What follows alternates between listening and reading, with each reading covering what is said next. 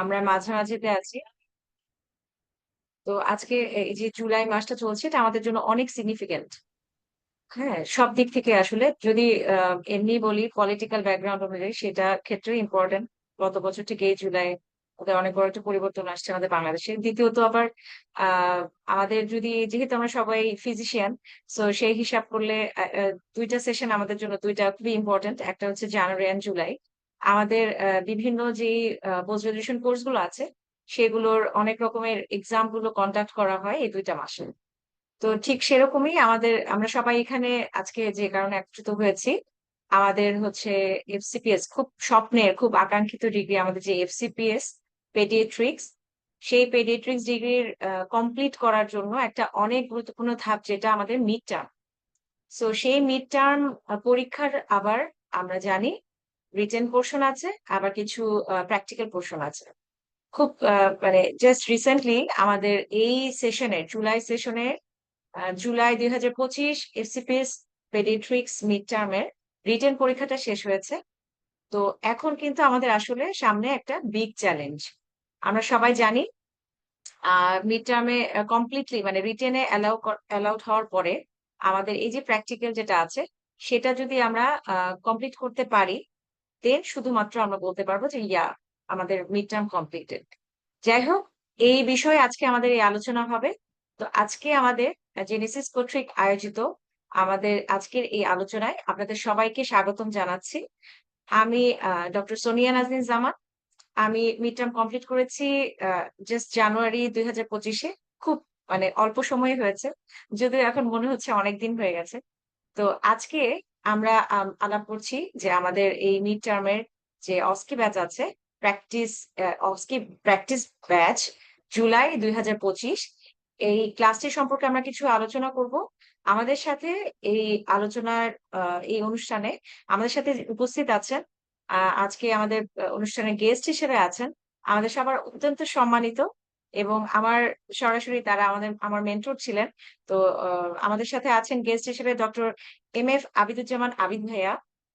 সেই সাথে স্পিকার হিসেবে থাকছেন আমাদের আরেকজন মেন্টর, খুব পপুলার মেন্টর, ডক্টর আসাদি তারান্নুম আপু। এবং আমি তো আমার পরিচয় দিলামই। তো সবাইকে আহ, আহ, প্রথমে যেটা আমি বলতে চাচ্ছি আর কি, যে এখানে আজকে এই অনুষ্ঠানে আমি আমার মতামতটা এভাবে করে বলতে চাই। আমি কিন্তু একটা কম্বো রোল এখানে প্লে করছি, কারণ একদিক থেকে আমি খুব লাকি যে আমি জেনেসিসের একটা পার্ট এই মুহূর্তে। দ্বিতীয়ত আমি কিন্তু অ্যাজ এ স্টুডেন্ট জেনেসিসে ছিলাম, জাস্ট বেশি দিন না, 6 মাস হবে হয়তো। তো আমি আমার পার্সোনাল একটা পার্সপেক্টিভ থেকে জাস্ট এইটুকু বলেই আজকে এই আলোচনাটা শুরু করতে চাচ্ছি। সেটা হচ্ছে যখন আমি এক্সামিনে ছিলাম এই গত সেশনেই, তখন আমি আসলে একটু হঠাৎ করেই সিদ্ধান্ত নিয়ে নিয়েছিলাম যে আমি মিড টার্ম পরীক্ষাটা দিব, যদিও অনেক আগে থেকে প্রিপারেশনের কোনো অল্টারনেটিভস নেই। সো সেই ক্ষেত্রে আমার কাছে মনে হয়েছে থিওরিটা অনেকেই হয়তো থিওরিটা মানে যেটা আমাদের রিটেন হয় এসবিএ এন্ড হচ্ছে আপনার এসএকিউ, এই দুইটা পার্ট কিন্তু অলমোস্ট অনেকটুকুই নিজে নিজে পড়ে অনেকে হয়তো এটাকে একটু কভার আপ করতে পারবেন। বাট আমার কাছে যেটা সবচেয়ে বড় একটা মানে অবস্টাকলস মনে হয়েছে যে আমরা যদিও আমরা রেগুলার ওয়ার্ডে অনেক কাজকর্ম করি, অনেক কিছু দেখি, বাট এটা কিন্তু সেরকম অর্গানাইজ না। সেটা আমরা সবাই জানি। বাংলাদেশের প্রেক্ষাপটে আমরা যারা ট্রেনিং করছি, আমরা হাসপাতালগুলোতে অনেক অনেক পেশেন্ট দেখছি, অনেক পেশেন্ট ডিল করছি, আমাদের কিন্তু প্রত্যেকটা পেশেন্ট ডিলিংটা ওরকম স্ট্রাকচার্ড বেসিসে হয় না। তো আমরা তো জানি অস্কি এটার ফুল অ্যাব্রিভিয়েশনই তো হচ্ছে আপনার এটা এখানে একটা আছে, একটা স্ট্যান্ডার্ডাইজ একটা প্রোটোকল ফলো করে, হ্যাঁ একদম এক সুন্দর করে একটা আহ, নির্দিষ্ট প্রোটোকল ফলো করে একটা এক্সামিনেশন হবে, একটা real life basis, real life কিছু সিনারিও থাকবে। আর এটা আমরা জানি কিছু কিছু ক্লিনিক্যাল স্টেশন আছে, কিছু কিছু অসপি আছে। এগুলো নিয়ে আমাদের মেন্টররা কিছুক্ষণ পরেই আলাপ করবেন। তো যেটা বলছিলাম আর কি, তো আমার কাছে এই জিনিসটা একটা বিগ চ্যালেঞ্জ ছিল যে আমি আসলে কিভাবে এই জিনিসটা জানবো।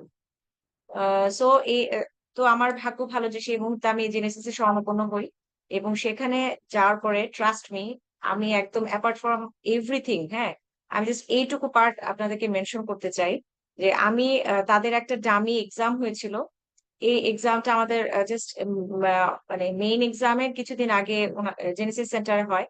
আমি সারা জীবন ওই এক্সামটার কথা মনে রাখবো। ইট ইজ বিকজ আমার যতটুকু জড়তা ছিল, আপনি হয়তো মানে ভাববেন যে একটা এক্সাম সেটা কি বা আমার ইমপ্রুভমেন্ট করতে পারে, but it is not like that. আমরা কিন্তু অলরেডি সবকিছুই জানি। আমরা যারা এখানে এক্সাম দিতে আসছি, তারা কিন্তু মোটামুটি এমন না যে কেউ কিছুই না জেনে এক্সাম দিতে আসছি। সো আমরা কিন্তু মোটামুটি অনেক কিছুই জানি। ২টা বছর ট্রেনিং এ অনেকগুলো ইনফরমেশন আমাদের মধ্যে ইনপুট করা আছে। বাট এটাকে কিভাবে স্ট্রাকচার্ড ওয়েতে আমরা ডেলিভারি দিব এক্সাম হলে, এখানে গাইডেন্সটা খুবই জরুরি। এবং এই গাইডেন্সটাতে আমি বলবো জেনেসিস টিমের কোনো বিকল্প নাই। সত্যি সত্যি। তো এই আর কি। তো আরো এই পুরা এক্সামটার ব্যাপারে যেটা আমি বলছিলাম যে আহ, একটা ডামি এক্সাম অ্যারেঞ্জ করা হয়েছিল জেনেসিস থেকে, এই ব্যাপারে আমি আরো বলবো। তবে আমি আমার কথা বেশি না বাড়িয়ে প্রথমে আমি একটু ইনভাইট করতে চাচ্ছি, আমি রিকোয়েস্ট করতে চাচ্ছি ডক্টর আসাদি তারান্নুমকে, যে আপনি আমাদেরকে কিছু মানে share the light on this topic, যে আজ আসলে কতটুকু ইম্পর্টেন্ট এবং কিভাবে আমরা এই টাফেস্ট পার্টটুকু ওভারকাম করতে পারবো। ডক্টর আসিফ দেওয়ান আপু। আমাকে শোনা যাচ্ছে? হ্যাঁ হ্যাঁ আপু, শোনা আছে। আচ্ছা, আসসালামু আলাইকুম সবাইকে। আপনারা যারা আমাদের সাথে যুক্ত আছেন, আমি ডক্টর রাসাদে তারান্নুম। আমি বর্তমানে ঢাকা মেডিকেল কলেজে অ্যাসিস্ট্যান্ট রেজিস্ট্রার হিসেবে কর্মরত আছি। আপনাদের আজকে যে সেশনটা, এটা হচ্ছে অস্কি প্র্যাকটিস ব্যাচ। যারা 2025 জুলাইতে, মানে আপনারা যারা গতকাল, আজকে এবং গতকাল রিটেন পরীক্ষা দিয়েছেন, আপনাদের উদ্দেশ্যে কিন্তু এই ব্যাচটা করা। এখন এই ব্যাচটা করার মেইন উদ্দেশ্যটা ছিল আপনারা যাতে ইন ফিউচারে আপনি যখন আপনার 13 তারিখে পরীক্ষা হবে, অসপি পরীক্ষা, এই পরীক্ষাতে আপনি কিভাবে পড়বেন বা আপনি কতটুকু গাইডলাইন পাবেন, কোত্থেকে পড়বেন, বা কি করলে আপনার এই কঠিন রিটেন পার করার পরে আপনার যে অসপির একটা পথ আছে, এই পথটা কিভাবে পাড়ি দিতে পারেন, সেই হিসেবে আমরা চেষ্টা করব আপনাদের সর্বোচ্চটুকু সাহায্য করার, বা আপনার হাতে হাত মিলিয়ে আমরা চেষ্টা করব আপনি যাতে পরীক্ষায় পাশ করে যান এবারই। এই জন্য আমরা মূলত আপনাদের উদ্দেশ্যেই অস্কি প্র্যাকটিস ব্যাচটা করেছি। এই যে অস্কি প্র্যাকটিস ব্যাচ, এই ব্যাচটাতে মেইনলি আপনারা যারা আমাদের সাথে অলরেডি যুক্ত হয়ে গেছেন, যারা জেনেসিস এর সাথে আছেন, তারা বলতে গেলে মোট কথায় একটু এগিয়ে আছেন। কারণ দেখেন, আমাদের কিন্তু এই পরীক্ষাটা দিন দিন অনেক বেশি চ্যালেঞ্জিং এবং কঠিন হয়ে যাচ্ছে। আমরা যে সেশনে পরীক্ষা দিয়েছি, আমাদের সেশন থেকে আপনি যদি পরবর্তী আরো কিছু সেশনের পরীক্ষার কোশ্চেন গুলো অ্যানালাইসিস করেন, তাহলে বুঝতে পারবেন যে কোশ্চেনের প্যাটার্ন যেমন চেঞ্জ হচ্ছে, তেমনি একটু হার্ড হচ্ছে। এই পথটা পাড়ি দেওয়ার জন্য আমরা জেনেসিস এর মেন্টর যারা আছি, আমরা সর্বোচ্চ চেষ্টা করব আপনাদের পথটা যাতে সহজ হয়।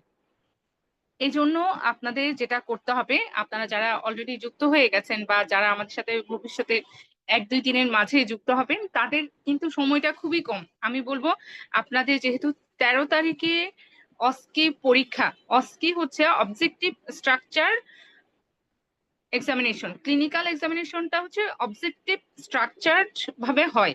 এই অবজেক্টিভ স্ট্রাকচার ক্লিনিক্যাল এক্সামিনেশনে আপনার জানতে হবে কি কি আছে। এই জন্য আপনারা যারা যুক্ত হয়েছেন বা যারা 1-2 দিনের মাঝে যুক্ত হবেন বলে আশা রাখছি, তাদেরকে আমি বলবো আপনারা আহ, যেহেতু অলরেডি যুক্ত হয়েছেন, আপনাদের এখন কাজ হলো, আজকের কাজ হলো আপনারা রিটেন দিয়ে এসছেন পেপার 1 এবং পেপার 2। এখন আপনারা আজকে করবেন যেটা, সেটা হচ্ছে আপনারা একটা, আপনাদের যেটা অ্যাপ্রন আছে, অ্যাপ্রনটা রেডি করে রাখবেন। আপনাদের যে ইনস্ট্রুমেন্টের ব্যাগ আছে, ব্যাগটা রেডি করে রাখবেন। কারণ আপনি যদি যে কোনো পরীক্ষার আগে আমাদের যে উপকরণগুলো লাগে, সেই উপকরণগুলো যদি রেডি না থাকে, দেখা যাবে পরীক্ষার আগে আপনার হুড়োহুড়ি পড়ে যাবে। এজন্য আজকে আপনারা যতটুকু সম্ভব, এখন 7টা 45 বাজে, আপনারা আজকের রাতটা পড়ে আছে, এই রাতটার মধ্যে আপনারা আপনাদের অ্যাপ্রন কিভাবে ক্লিন করে আয়রন করে রাখবেন, বা পরীক্ষার যে প্রিপারেশন সেটা এখন থেকেই নিয়ে রাখেন। আপনাদের যে ইনস্ট্রুমেন্টের ব্যাগ আছে, ব্যাগটা রেডি করে রাখেন। আপনারা বাচ্চাদের যে গিফট নিয়ে যাবেন, সেই গিফটের ব্যাগটা রেডি করে রাখতে পারেন আজকের মধ্যে। যেহেতু আজকে অলরেডি রিটেন দিয়ে দিয়েছেন, রিটেনের পরে আপনাদের মাথা একটু কুল থাকবে, এই জন্য আপনারা আজকে এটা করে ফেলতে পারেন। আপনাদের কাজ হলো, আপনারা এখন থেকে, আজকে থেকে 13 তারিখ যেহেতু পরীক্ষা, আপনারা 12 তারিখ পর্যন্ত সময় পাচ্ছেন। এই সময়টা কিন্তু খুব কম সময়। এই 10 দিন বা 9 দিনের মাঝে আপনি কিভাবে প্রিপারেশন নেবেন।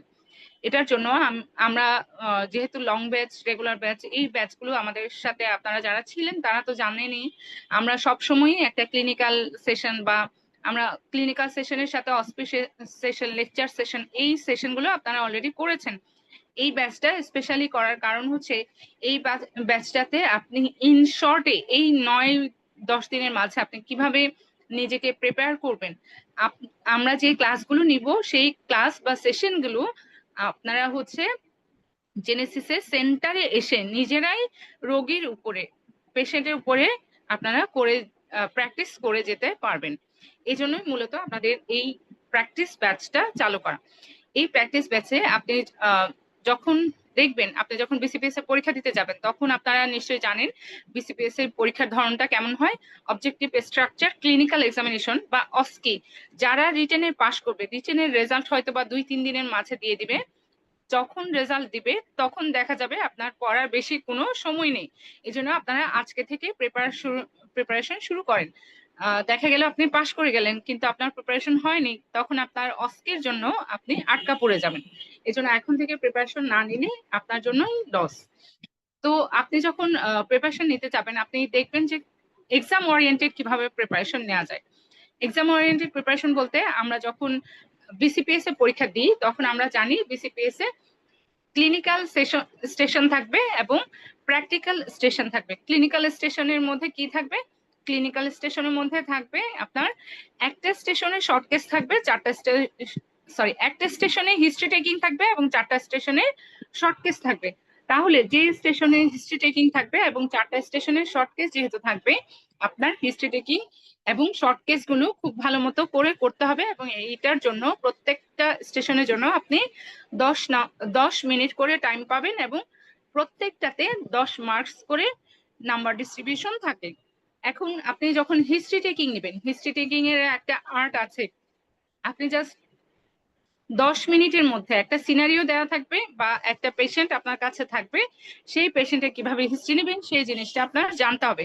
এখন এই হিস্ট্রি নেয়ার যে আর্টটা, সেটা আমরা আপনাদেরকে ক্লাসে বা আপনাদের যে সেশনগুলো হবে সেশনগুলোতে আপনাদের 1 বাই 1, মানে আপনারা যারা অলরেডি অ্যাডমিট হয়ে গেছেন আমাদের সাথে তাদের প্রত্যেকেই মেন্টরদের সাথে 1 বাই 1 কমিউনিকেশন করে আপনারা প্র্যাকটিসটা করতে পারবেন। এরপরে আপনি হিস্ট্রি টেকিং এর পরে আমাদের যে শর্ট কেস গুলো থাকবে, 4টা শর্ট কেস গুলো ইউজুয়ালি থাকে আপনার রেসপিরেটরি সিস্টেম, নার্ভাস সিস্টেম, তারপর হচ্ছে abdominal system, general examination, precordium, motor, locomotor, cranial nerve, তারপর হচ্ছে আপনার ডেভেলপমেন্টাল অ্যাসেসমেন্ট, নিউনেটাল এক্সামিনেশন। এই ধরনের যে এক্সাম গুলো বা শর্ট কেস গুলো থাকে, সেই শর্ট কেস গুলো আমরা জেনেসিস সেন্টারে আপনাদের জন্য শিখিয়ে দিব, হাতে কলমে শেখানো হবে।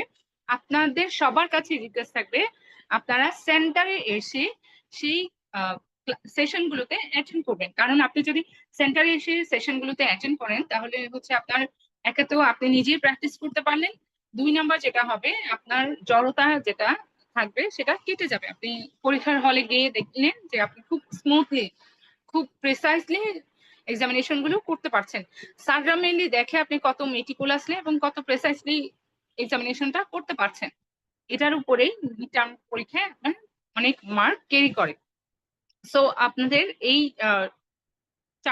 5টা স্টেশনের কথা বলেছি আমি, এগুলো হলো ক্লিনিক্যাল স্টেশন।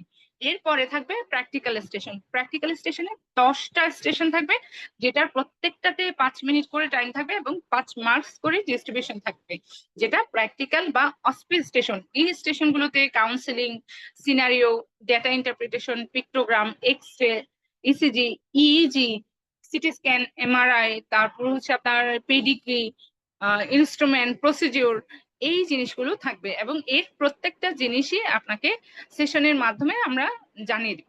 এবং এটার জন্য আমি বলবো আপনারা যারা আমাদের সাথে যুক্ত হয়েছেন তারা অবশ্যই সবাইকে রিকোয়েস্ট করব তারা হচ্ছে জেনেসিস সেন্টারে এসে আপনাদের প্র্যাকটিস গুলো করার।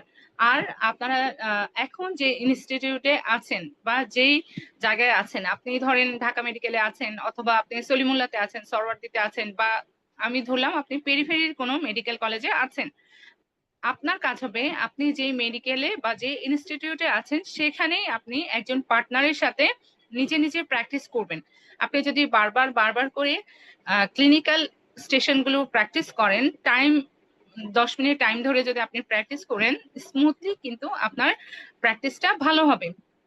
যারা ঢাকা যারা হচ্ছে জেনেসিস সেন্টারে এসে এই সেশনগুলো ডিরেক্টলি করতে পারবে না, শুধুমাত্র তাদের জন্য বলছি, তারা হচ্ছে নিজেরা একজন পার্টনারের সাথে করতে পারেন। অথবা আপনি যেটা করতে পারেন, যারা হচ্ছে পেরিফেরিতে আছেন কিন্তু অনেকেই আমার সাথে যোগাযোগ করেছেন ইতিমধ্যে, তারা বলেছেন যে আপু আমরা তো হচ্ছে রিটেন পরীক্ষা দেওয়ার জন্য এসেছি, তারপর আমরা আবার চলে গেছি। তো যারা এরকম আছেন তারা যেটা করবেন, তারা হচ্ছে বাসায় যদি কোনো একটা বড় পুতুল থাকে, বা আপনার কোনো ফ্যামিলি মেম্বার যদি থাকে, কোনো বাচ্চা থাকে, বা আপনার বাবা মা ভাই বোন যারা আছে তাদের উপরও কিন্তু আপনি কিছু এক্সামিনেশন করতে পারবেন। এই এক্সামিনেশন গুলো কিন্তু আপনারা বারবার করে আপনাদের হাত পাকাতে হবে, বা আপনি প্রিসাইসলি করতে পারছেন কিনা এই জিনিসটা আপনাদের আয়ত্তে নিয়ে আসতে হবে।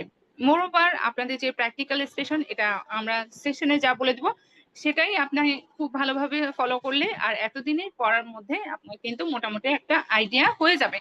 এই পড়ার মধ্যে আপনি যদি বারবার বারবার করে প্র্যাকটিস করেন তাহলে কিন্তু প্র্যাকটিক্যাল বা অসপি যে স্টেশন 10টা থাকবে সেই স্টেশন গুলো আপনার জন্য ইজি হবে। কাউন্সিলিং স্টেশন এবং হিস্ট্রি টেকিং এর ব্যাপারে বলবো, আমরা এটা নিয়ে একদম অ্যাপ্রোপ্রিয়েট একটা গাইডলাইন দিয়ে থাকি। সেই গাইডলাইন অনুযায়ী আপনি যদি পড়ে থাকেন তাহলে ইনশাল্লাহ আপনার পাসটা খুব স্মুথ হবে। আপনারা যারা আমাদের সাথে যুক্ত আছেন সবাইকে তার কোনো কোশ্চেন থাকলে অবশ্যই আমাদের জিজ্ঞেস করবেন, এবং আমাদের সাথে যে কোনো সময় আপনারা কন্ট্যাক্ট করতে পারবেন। আর কারো যদি কোনো কোশ্চেন না থাকে, সবাইকে শুভকামনা জানাচ্ছি। আপনারা যারা আহ, এই 2 দিন অনেক কষ্টের পরে আপনাদের রিটেন এক্সাম দিয়েছেন, রিটেনের পরে আসলে এরকম একটা সেশন আপনারা আসলে কি করবেন বুঝতে পারছেন না, তাদেরকে আমি বলবো আপনারা আজকেই অ্যাপ্রন, ইনস্ট্রুমেন্টের ব্যাগ এবং গিফট যে ব্যাগ, এই 3টা জিনিস আপনারা গুছিয়ে রাখেন। এডমিট কার্ড, পেন, বক্স যা আছে এগুলো একটু আপনারা যত্ন করে রাখেন, তাহলে কিন্তু আপনাদের পরীক্ষার মোটামুটি একটা ভালো প্রিপারেশন এখানে হয়ে যাবে। So best of wishes everyone. অনেক অনেক ধন্যবাদ আসাদি আপুকে। তো আপু যখন কথা বলছিলেন আমি আসলে সত্যি বলছি আমি ভুলে গিয়েছিলাম যে আমার মিড টার্মটা আসলে কমপ্লিট। হ্যাঁ, আমার মনে হচ্ছিল যে আমারও এক্সাম। সেই ঠিক গত সেশনের মতো আমিও খুব মনোযোগ সহকারে শুনছিলাম সবগুলো কথা, এবং মনে মনে নিজে নিজে রিক্যাপিচুলেট করছিলাম আর কি, যে কি করতে হবে বা সামথিং লাইক দ্যাট। আমি একদম সেই আগের সময়টাতে চলে গিয়েছিলাম। কারণ আমার কাছে স্টিল নাও মনে হয় যে এটা খুবই একটা শর্টের পিরিয়ড, যে একটা রিটেন পরীক্ষা দেওয়ার পরে আজকের দিনে সমস্ত এক্সামিনের মনের যে ফিলিংস, যে এটা 2টা ক্যাটাগরিতে ভাগ হয়। একটা হচ্ছে কেউ কেউ মনে করছেন যে আমার তো রিটেন অতটা ভালো হয়নি, সো যদি আমি রিটেনই না মানে রিটেনই যদি আমার না কমপ্লিট হয়, ক্লিয়ার হয়, সেক্ষেত্রে তো আমার মানে অসি মানে কোয়েশ্চেনই আসছে না, আমি প্র্যাকটিক্যাল কিভাবে দিব। আবার কেউ কেউ হয়তো ভাবছেন যে ঠিক আছে দেখা যাক, আমার এক্সামটা 50-50 হয়েছে, যদি হচ্ছে দেখি যে ক্লিয়ার হয়ে গেছে রিটেনটা, তাহলে আমি হয়তো ইফোর্ট দিব, ফুল ইফোর্ট দিব। বাট আপনাদেরকে একটা জাস্ট কথা শেয়ার করি, মানে এই যে আমরা একটা জার্নিতে আছি, সেই জার্নিতে কোনো পড়াই বৃথা যাবে না। সো আপনার যেহেতু মেইন টার্গেট আপনি মিড টার্ম কমপ্লিট করবেন, এই সেশনেই আপনি সেটা পড়ে ফেললেন, অথবা ইন কেস, আমি আশা করি, আমি দোয়া করি জাস্ট গতকালই যাদের এক্সাম শেষ হলো, গতকাল আজকে মিলে সবাই যেন আমরা পাশ করি। আহ তারপরেও যদি 2-1 জনের মিসও হয়ে যায়, তাদের এই যে তারা যদি এই যে অসি আমাদের যে ব্যাচটা, সেই প্র্যাকটিক্যাল প্র্যাকটিস ব্যাচে যদি ভর্তি হন এবং তারা যদি প্র্যাকটিস করতে থাকেন, সেটা কখনোই এমন হবে না যে এটা আপনি জাস্ট কখনো এটা আপনার প্রয়োজন হবে না, এটা জাস্ট সবসময় আপনার জন্য একটা অ্যাডেড নলেজ হিসেবে রয়ে যাবে। এবং পরবর্তীতে যখন আপনি আবারও এক্সাম দিতে যাবেন, তখন দেখা যাবে এটা আপনার জন্য অনেক একটা কোজি একটা এনভায়রনমেন্ট তৈরি করবে। কারণ প্র্যাকটিক্যাল পরীক্ষা মানে এই যে একটা অসপিসিয়েশন অ্যান্ড ক্লিনিক্যাল স্টেশন, এটা আমাদের মিড টার্মে যেটা হয় সেটা কিন্তু এফসিপিএস ফাইনাল পার্ট বা অন্যান্য এক্সাম গুলোর মতো হয় না। তো এটা একটা পয়েন্ট। আচ্ছা, আরেকটা পয়েন্ট আমি যেটা বলতে চাচ্ছিলাম সেটা হচ্ছে এই যে এই প্রসঙ্গে আমি আমার এমবিবিএস কমপ্লিট করার পরে এটাই আমার প্রথম, মানে বলতে গেলে এটাই প্রথম ক্লিনিক্যাল এক্সাম ছিল। এই জন্য অনেক বেশি ওরিড ছিলাম, যে প্রথম কথা একজন প্রফেসর লেভেলের একজন মানে লেজেন্ডদের সামনে আমি যখন একটা এক্সামিনেশন করব, তো আমার হাতে যে মোশন হবে, আবার আমি হচ্ছে কিভাবে করে ডিল করছি পেশেন্ট, সেটা তো সে জাজ করছে। সো আমার মধ্যে একটা নার্ভাসনেস ছিল। আরেকটা যেটা আমার কনফিউশন ছিল সেটা হচ্ছে স্ট্যান্ডার্ড ওয়েটা কি। আমরা জানি যে একটা এক্সামিনেশন প্রসেস নিয়ে আমরা যেভাবে করে ক্লিনিক্যাল এক্সামিনেশন গুলো করি, সে কার্ডিওভাস্কুলার সিস্টেম, রেসপিরেটরি সিস্টেম, দুই একটা কন্ট্রোভার্সিয়াল পয়েন্টস কিন্তু থাকে যে আসলে আমি জানি না, কনফিউজ যে এটা কি করব। কোনো টিচার বলে এই মানে এইভাবে করো, কোনো টিচার বলে ওইভাবে করো।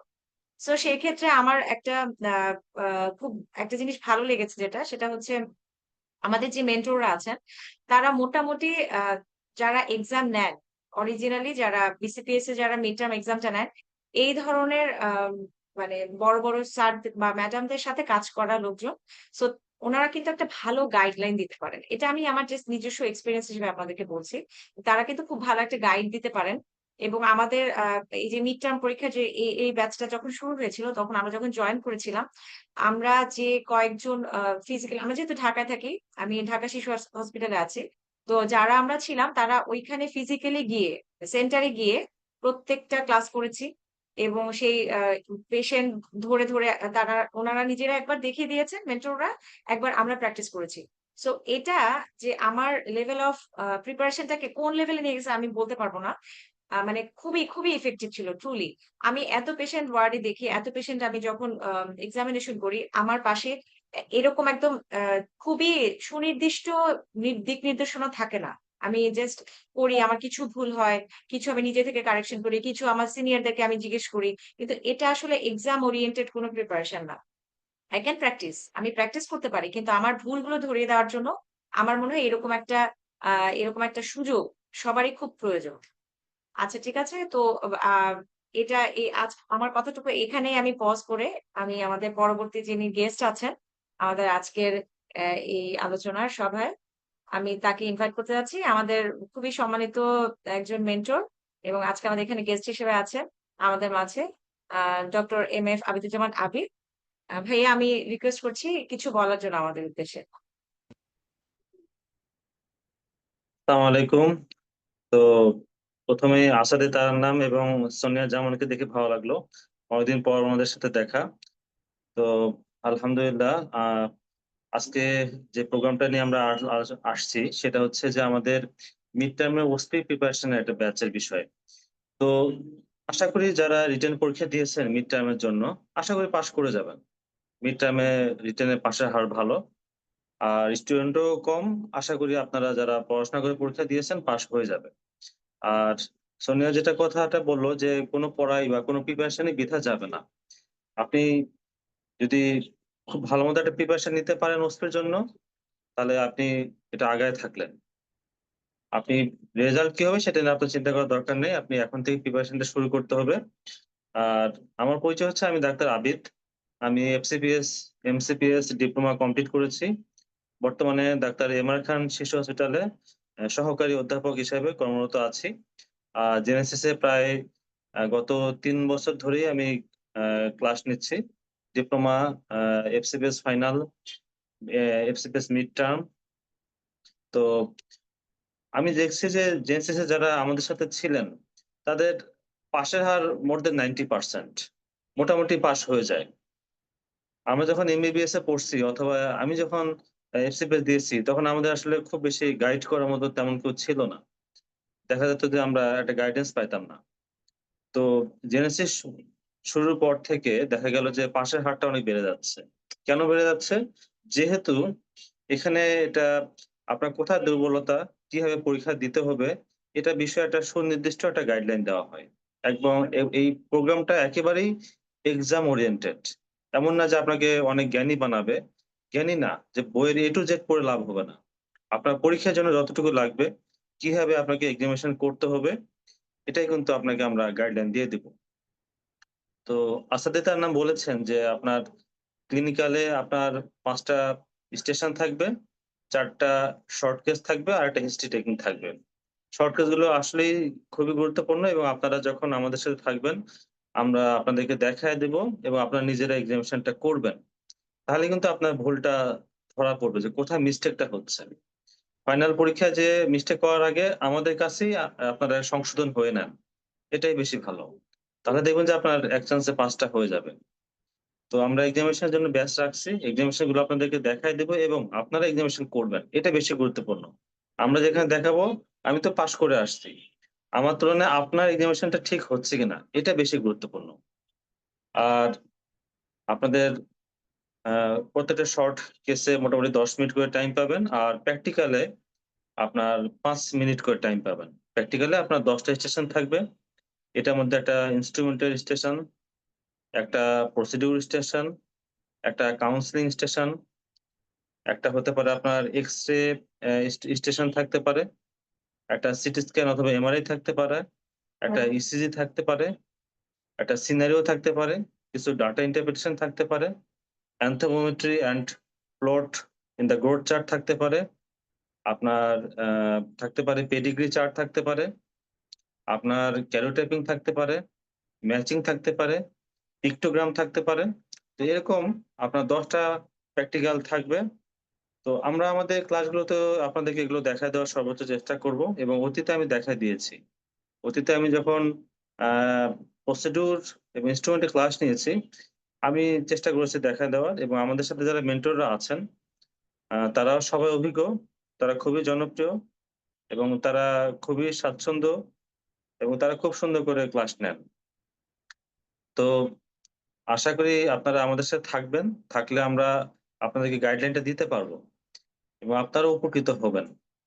এবং আমার এক্সপেরিয়েন্স থেকে বলতে পারি যে আমাদের সাথে যারা ছিল অতীতে মোটামুটি 90% ই পাসের হার খুব ভালো এখানে। আপনার মোর দ্যান 90%, অনেক সময় 95% এর বেশিও হয়ে যায়। হ্যাঁ? অ্যাক্সিডেন্টালি ১ জন ২ জন খারাপ করতে পারে আমাদের সাথে। অ্যাক্সিডেন্টালি ১ জন খারাপ করতে পারে। তো আ একটা গাইডলাইন এর আন্ডারে অবশ্যই থাকতে হবে। কেননা আমরা যখন এফসিপিএস কোর্সটা এরকম যে এটা কিন্তু মোটামুটি কোনো মানে স্ট্রাকচারড কিন্তু এফসিপিএস এ আপনার যখন ২ বছর ট্রেনিং করছেন, এখানে কিন্তু স্ট্রাকচার কিন্তু ক্লাস কিন্তু সেভাবে নেওয়া হয় না। তো এই গাইডলাইন গুলো খুবই দরকার। আপনার আ আপনার একটা কিভাবে এক্সামিনেশন করতে হবে, কিভাবে ইন্সট্রুমেন্ট চিনতে হবে, কিভাবে লিখতে হবে, সিটি স্ক্যান, ইসিজি, ইইজি বা ডাটা ইন্টারপ্রিটেশন, এগুলা ওয়ে অফ প্রেজেন্টেশন কিভাবে পরীক্ষায় এটা প্রোডিউস করতে হবে, সেটা জানাটা আসলে খুবই জরুরি। এটা আপনি যদি ওয়েটা ধরতে পারেন, আমরা ইনশাআল্লাহ দেখায় দিব, তাহলে দেখা যাবে যে আপনার এটা ইজি হয়ে আসবে। আপনারা এটা পাস করতে পারবেন। তো বেশি কিছু আর বলব না। আপনারা আস্তে ধীরে আপনাদের ইনস্ট্রুমেন্ট গোছাতে থাকেন। পরীক্ষার জন্য প্রিপারেশন নিতে থাকেন। আমাদের ক্লাসে চলে আসেন। ইনশাআল্লাহ দেখা যাবে যে আমরা একটা ভালো একটা গাইডলাইন দিব। আশা করি যে সবার চেষ্টার মাধ্যমে একটা ভালো ফলাফল আমরা আশা করব। তো সবাইকে ধন্যবাদ জানাই। আমার বক্তব্য আমি এখানেই শেষ করতেছি। ফার্দার কোনো কোয়েশ্চেন থাকলে পরেই থাকতে পারে, জিজ্ঞাসা করতে পারেন অথবা পরবর্তী ক্লাসগুলোতেও আপনারা জিজ্ঞেস করতে পারেন। ধন্যবাদ। আসসালামু আলাইকুম। ভাইয়া অনেক অনেক ধন্যবাদ। ভাইয়াকে আমি ডিরেক্টলি একটা কৃতজ্ঞতা জ্ঞাপন করতে চাই। সেটা হচ্ছে আমার মনে আছে আমাদের সেশনে ভাইয়া আমাদের ইয়া নিয়েছিলেন, অসপি মানে ইনস্ট্রুমেন্টের ক্লাস নিয়েছিলেন। তো আমরা যখন ক্লাসগুলো করি একদম এটা হচ্ছে ইনস্ট্রুমেন্ট গুলা ধরে এবং প্রত্যেকটা পার্টস আলাদা করে শেখানো এবং সেগুলো হচ্ছে ইনস্ট্যান্ট উনি বসে বসে আমাদেরকে বলছিলেন যে যদি এরকম হয় যে আপনি নিবুলাইজার বা একটা ইনহেলার আপনি কিভাবে করে সেটা করবেন, আপনি আপনার ওয়ার্ডে কিভাবে করে করেন আমাকে একটু বলেন। তো আমার মনে আছে এই অসপির এই ক্লাসটা মানে ইনস্ট্রুমেন্টের এই ক্লাসটার পরে আলহামদুলিল্লাহ আমার এক্সামের আগে ইনস্ট্রুমেন্টটা আলাদা করে দেখতে হয়নি। মানে এখানে আসলে আমরা এখন যেগুলো বলছি মানে ভাইয়ারা বা যে আমাদের মেন্টররা যখন মেনশন করছেন সিলেবাসটা, অস্কি সিলেবাসটা যখন মেনশন করছেন, সত্যি বলছি আমার এখনো মনে হচ্ছে যে আসলে খুব কম সময় আছে। কারণ একটা বড় বই এবং দেখা যাচ্ছে যে অস্কিটা কিন্তু অনেক স্ক্যাটার থাকে। এখানে স্টেশন গুলা এরকম না যে ঠিক আছে আমি কার্ডিওভাস্কুলার গ্যাস্ট্রো এভাবে করে সুন্দর করে পড়বো এভাবে না। অনেক তো টপিক গুলো তো অনেক স্ক্যাটার্ড থাকে।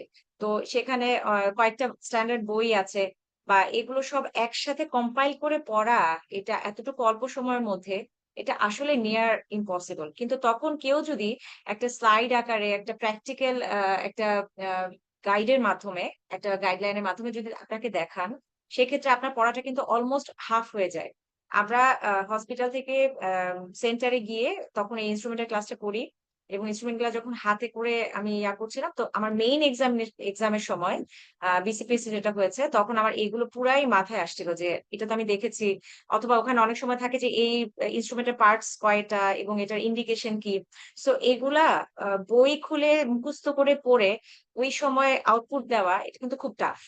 কিন্তু এটা যদি একটা ডিসকাশনের মাধ্যমে হয় যে আপনি শুনছেন এবং আপনি এটা আবার এক্সারসাইজ করছেন, আর আপনি এটা বলছেন, প্র্যাকটিস করছেন, সেই ক্ষেত্রে আপনার কিন্তু রিফ্লেক্স হিসেবেই চলে আসবে যে আচ্ছা এটা তো এরকম, রিক্যাপচুলেশন।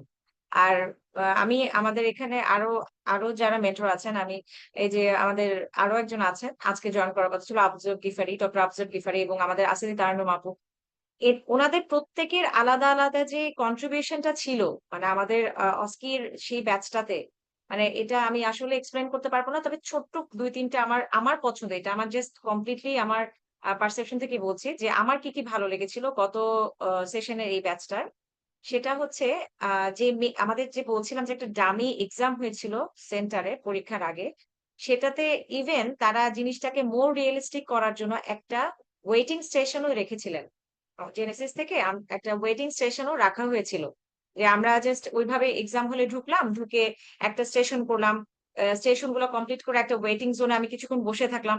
So it appears more real to me. মানে আমার মেইন এক্সামে গিয়ে সত্যি বলছি, আমার মনে হচ্ছিল যে এটাও বোধহয় জেডিসিস এর একটা স্ট্রাকচার্ড একটা এক্সাম, মেইন এক্সামের কথা বলছি। তখন আমিও খুবই স্পন্টিনিয়াসলি এক্সামটা দিতে পেরেছি, কারণ আমি আবারও মেনশন করলাম যে এখানকার যে স্টেশন, ক্লিনিক্যাল স্টেশন গুলো, মানে অর্গানাইজেশনের যে সিস্টেম, সেটা কিন্তু অন্য এফসিপিএস ফাইনাল বা এখানে অনেকে ডিপ্লোমা কমপ্লিট করেও আসছেন সেই রকম কিন্তু না, এটা একটু ডিফারেন্ট। সো এটা একটা একটু মানে কোপ আপ করার একটা ব্যাপার আছে, যেটা আপনি জেনেসিসে যদি আসেন বা এই ব্যাচগুলোর সাথে যুক্ত হন, তাহলে এই জিনিসটা আপনার কাছে অনেক বেশি কোজি মনে হবে। আচ্ছা, আরেকটা ছোট্ট কথা, সেটা হচ্ছে ইনস্ট্রুমেন্টের ব্যাপার যেটা বলছিলেন। তো আমি সবকিছু আমার পার্সোনাল এক্সপিরিয়েন্সের বেসিসেই বলছি এখানে। সেটা হচ্ছে আমার কাছেও ঠিক এই কথাটাই খুবই গুরুত্বপূর্ণ মনে হচ্ছে, যে আজকে আপনারা এক্সাম দিয়ে আসছেন, খুব স্বাভাবিক, আমরা তো মানুষ, আমাদের মনে হবে যে ঠিক আছে এখন রিটেনের রেজাল্ট, আমি বারবার এটা মেনশন করছি কারণ এটা আমার মধ্যে এসেছিল এই ফিলিংসটা, যে রিটেন তো এখন দিলাম মাত্র, আসলে জানিও না পাস হবে কিনা, আচ্ছা দেখি একটা দুইটা দিনে তো আর কিছু হবে না। বাট আসলে এই এই জিনিসটাই আমাদেরকে সবচেয়ে বেশি পিছিয়ে দিবে। আপনি আজকে যেটা করতে পারেন, আসলে ইনস্ট্রুমেন্ট গুছানো, এটা শুনতে মনে হচ্ছে যে আচ্ছা এমন কি হবে, আসলে ব্যাপারটা এরকম না। ইনস্ট্রুমেন্ট গুছানো মানে এটা আপনার অলমোস্ট 50% আপনি সেলফ প্রিপারেশন নিচ্ছেন। ইট ইজ বিকজ আপনার ইনস্ট্রুমেন্ট বলতে এখানে মেজরিটি একটা পোর্শন হচ্ছে আপনার ডেভেলপমেন্টাল স্টেশন, তাই না? তো এই ডেভেলপমেন্টাল স্টেশনে আপনি একটা বাচ্চাকে কোন কোন খেলনাগুলো অফার করবেন, কোন কোন ম্যাটেরিয়াল গুলো দিবেন, সেটা কিন্তু আপনার মাইন্ডসেট থাকবে। যেমন আপনি একটা কগনিশন কগনিশন এই ডোমেইনটা যখন আপনি দেখবেন, আপনি তাকে, এগুলো তো অনেকগুলো অপশন আছে, আপনি তাকে একটা বই দিয়ে দেখাতে পারেন, অথবা আপনি তাকে যেটা হিয়ারিং টেস্ট করি আমরা বিভিন্ন ঝুনঝুনি দিয়ে। সো আপনি আপনার যে থাকবে, পরীক্ষা হলে যে পেশেন্ট থাকবে, তাকে আপনি কোনটার পরে কোনটা অ্যাপ্রোচ করবেন বা কি কি ইনস্ট্রুমেন্ট গুলো লাগবে, এগুলো গুছিয়ে নেওয়া খুব বেশি ইম্পর্টেন্ট। এবং দেখা যাবে কি আপনার ব্যাগের মধ্যে জিনিসগুলো আছে, আপনি যদি আজকে থেকে ওটা মাইন্ডসেট না করেন যে ঠিক আছে আমার যখন এরকম একটা দেখা যাবে যে বলবে যে আমাকে ফাইন মোটরটা দেখেন, ফাইন মোটর বা হয়তো ডেভেলপমেন্টাল এজ, আমাদের সময় ডেভেলপমেন্টাল এজ হচ্ছে ডিটেক্ট করতে বলেছিল আর কি, ডিটারমাইন করতে বলেছিল। সো আপনার প্রত্যেকটা ডোমেইনই আমাদের টাচ করতে হয়েছিল। তো সেই ক্ষেত্রে কোনটার পরে কোনটা আপনি অফার করবেন, সেগুলো আপনার একটা পার্সোনাল মানে থাকতে হবে, প্র্যাকটিস থাকতে হবে, যে আমি ব্যাগ থেকে ওই ইনস্ট্রুমেন্টটা এখন বের করবো, এটা প্রথমে বের করবো, তারপর এটা বের করবো, আগে পরে যাতে না হয়, কারণ আমার একটা টাইম বাউন্ড আছে যে এইটুকু সময়ের মধ্যে আমাকে সবগুলো অ্যাপ্রোচ করতে হবে। তো এই ক্ষেত্রে আসলে আজকে ইনস্ট্রুমেন্ট সবকিছু কমপক্ষে আপনাকে পরবর্তীতে আরো মডিফাই করতে হবে। আজকে আপনি ইনিশিয়ালি গুছাবেন, দেখা যাবে পরীক্ষার আগে, তারপরেও পরীক্ষার আগের দিন একটা দুইটা জিনিস এদিকে সেদিকে বাদ পড়ে গেছে, ওটা আবার আপনাকে অ্যারেঞ্জ করতে হচ্ছে। এটা আরেকটা কথা গেল। আর আরেকটা ব্যাপার হচ্ছে এক্স রে ব্যাপারটা আমি শেয়ার করতে চাই। মানে মেইন এক্সামে আমাদের যে মিড টার্ম যে এক্সামটা হয়েছিল বিসিপিএস এ, এক্স রে নিয়ে একটা বড় একটা কনফিউশন ছিল। তো আমরা যারা এক্সাম দিয়ে বের হয়েছে, আমার কাছে পার্সোনালি পুরা সবগুলো সবগুলো এক্সামের মধ্যে, মানে রিটেন, মানে এসপি, এসএ কিউ, অসপি এন্ড যেটা বলছিলাম আমরা ক্লিনিক্যাল যে স্টেশন গুলো, সবগুলোর মধ্যে আমার কাছে সবচেয়ে বেশি একটু কঠিন লেগেছে আমার কাছে অসপিটা। ইট ইজ বিকজ আপনি আপনাকে একটা ল্যাপটপের মধ্যে একটা ধরেন এক্স রে দেখাচ্ছে, তো একটা মানে রাশ থাকে, একটা নার্ভাসনেস থাকে যে আপনার সময় কম, আপনি জাস্ট এই স্টেশনে বসলেন, বসে আপনি এক্সরেটা দেখছেন, দেখে আপনাকে এট ফার্স্ট গ্ল্যান্সেই আপনাকে ইয়া করতে হচ্ছে, এটা ডায়াগনোসিস করতে হচ্ছে এবং সেটার সাথে করেসপন্ড করে যে কোয়েশ্চেন গুলা পড়ে সেটা অ্যান্সার করতে হচ্ছে, একটা খাতার মধ্যে অ্যান্সার করতে হবে এবং উঠে যাওয়ার সময় সেই খাতাটাকে আবার তার মধ্যে আপনার এখানে আবার আপনার রোল অ্যান্ড রেজিস্ট্রেশন নাম্বার এগুলো লিখতে হবে ঠিকঠাক মতো এবং খাতাটাকে একটা বাস্কেটে ফেলে দিয়ে আপনাকে যেতে হবে। সো এটাকে many more things to do, তাই না? সো আপনি যদি এক্সরেটা দেখে দেখে দেখে আপনার চোখকে এমন ভাবে মানে প্রিপেয়ার না করেন যে আমি এক্সরে দেখলেই আমার অ্যাজিউম করতে পারবো যে এটা এটাই হবে, তাহলে কিন্তু অনেকগুলো সময় নষ্ট হয়ে যায়। তো আমাদের ক্ষেত্রে যেটা হয়েছিল, আমাদের ক্ষেত্রে একটা এক্সরে এসেছিল, সেটাও আমরা অনেকগুলা গ্রুপে ভাগ হয়ে গেছিল। কেউ বলছিল এটা কনসলিডেশন, কেউ বলছিল না এটা হচ্ছে কি বলে প্লুরাল ফিউশন। সো এই এই এই কারণে আমি বলছি যে আমার মনে হয় যে আমাদের আসলে হাতে বেশি সময় নেই। এই যে সামনে যে চ্যালেঞ্জটা আমরা ফেস করতে যাচ্ছি, it is possible but it is tough. এজন্য আমাদের এখন থেকে একটু একটু ওয়েল প্রিপেয়ার্ড হয়ে একটু কাজগুলো কিন্তু খুব কঠিন না। আমরা সবচেয়ে কঠিন বলতে গেলে এই যে একদম বদবাঁধা মুখস্থ পড়া, যে রিটেনের এসবিএ, এসিকিউ, এই পোর্শনটা কিন্তু পার করে এসেছি।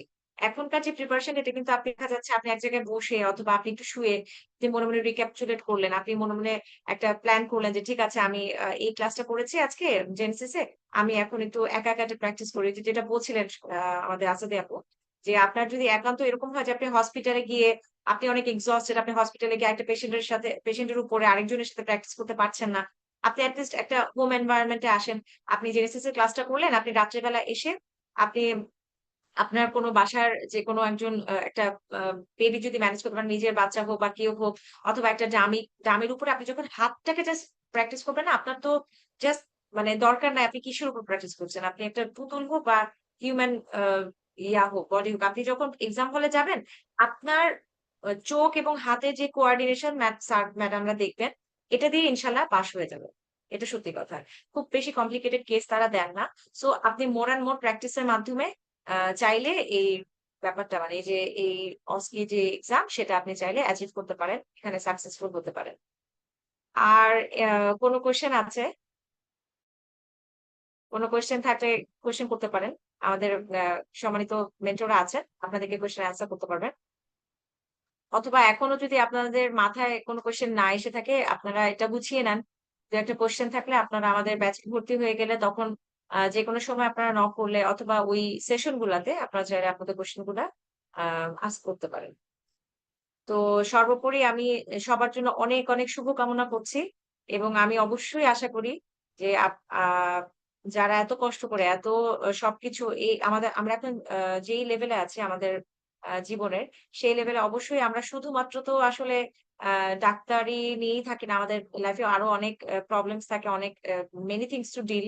সো এই সব কিছু কমপ্লিট করে আমি আশা করি এখানে যারাই পার্টিসিপেট করছেন প্রত্যেকেই যেন পাশ করে যান, একবারই পাশ করে যান। একই পড়া ২-৩ বার পড়তে কারোরই ভালো লাগে না এবং আরো অনেক কিছু পড়ার আছে, অনেক এক্সাম দেওয়ার আছে, অনেক থিসিস করার আছে। সো আশা করব আপনারা আমাদের সাথে যুক্ত থেকে ইনশাআল্লাহ উপকৃত হবেন এবং আমরা আমাদের সর্বাত্মক চেষ্টা করব। জেনেসিস সবসময় আপনাদের পাশেই আছে। আপনাদের যেসব আপনাদের প্রবলেম গুলো যেখান থেকে মানে যেখানে থেকে শুরু হয়, জেনেসিস সেখান থেকে তাদের চিন্তা শুরু করে যে এখানে এটাকে কিভাবে আরো বেশি ইজি করা যায়। আরো আরো বেশি প্যালাটেবল কিভাবে করা যায়। আমাদের এক্সপার্ট মেন্টর প্যানেল আছে। আমি তো পার্সোনালি অনেক বেশি কৃতজ্ঞ তাদের কাছে। আর আশা করি আপনাদেরও এই বিষয়ে কোনো আপনারা আমাদের সাথে দ্বিমত হবেন না আরকি। তো সবাইকে ধন্যবাদ দিয়ে আমি শেষ করছি। আজকের সেশন এখানেই। সবার জন্য অনেক বেশি শুভকামনা। ধন্যবাদ।